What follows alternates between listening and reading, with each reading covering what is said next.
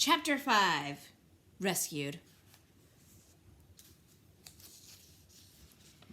George was in favor of ripping up the pantry floor. He ran and got his hammer, his screwdriver, and an ice pick. "I'll have this old floor up in double quick time," he said, inserting his screwdriver under the edge of the first board and giving a vigorous pry. "Oh, well, let's not rip this floor up till we have a good search," announced Mr. Little. "That's final, George. You can put that hammer away where you got it." "All right," said George. "I see nobody in the house cares about Stuart but me." Mrs. Little began to cry. "My poor little dear son," she said. "I know he'll get wedged somewhere." "Just because you can't travel comfortably in a mouse hole doesn't mean that it's not a perfectly suitable place for Stuart," said Mr. Little. "Just don't get yourself all worked up."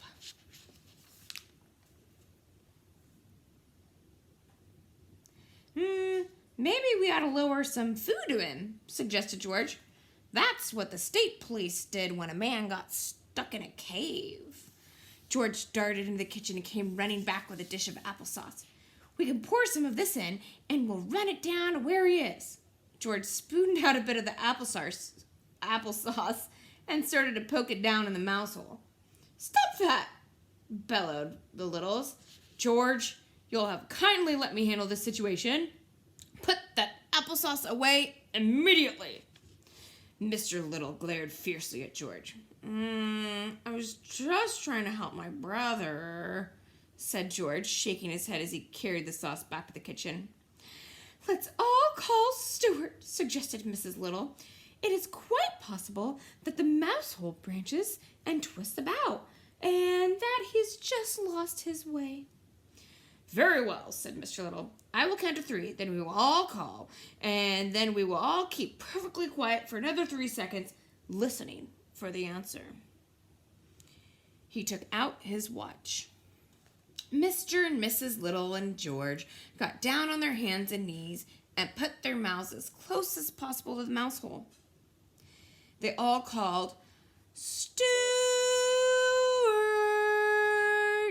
and then they all kept perfectly still for 3 seconds. Stuart, from his cramped position inside the rolled-up shade, heard them yelling in the pantry and called back, "Here I am!" But he had such a weak voice, and he was so far inside the shade that the other members of the family didn't hear his cry.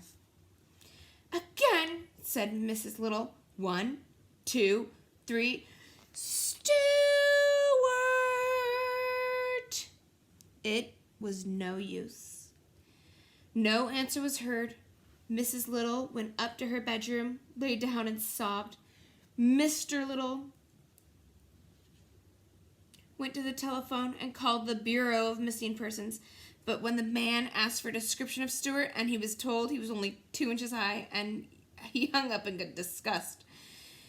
George, meantime, went down to the cellar and hunted around to see if he could find the other entrance to the mouse hole. He moved a great many trunks, suitcases, flower pots, baskets, boxes, and broken chairs from one end of the cellar to the other to get a section of the wall which he thought was the likeliest, but found no hole.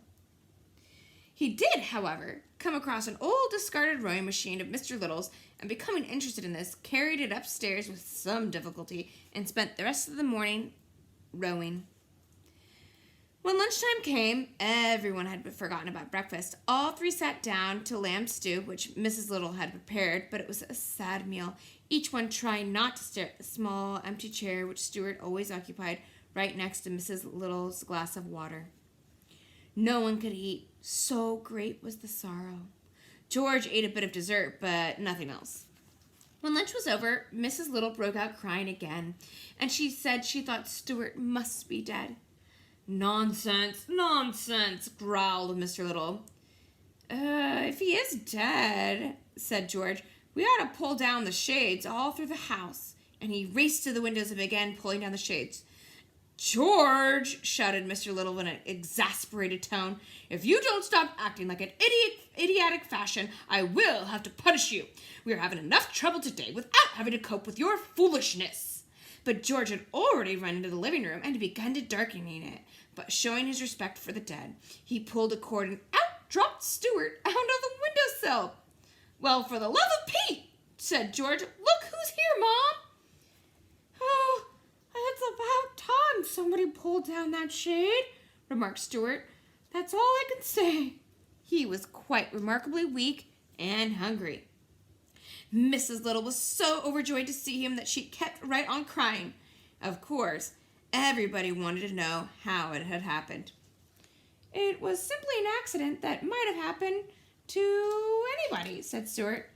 "As for my hat and cane being found at the entrance of the mouse hole, you can draw your own conclusions." And that's the end of that chapter.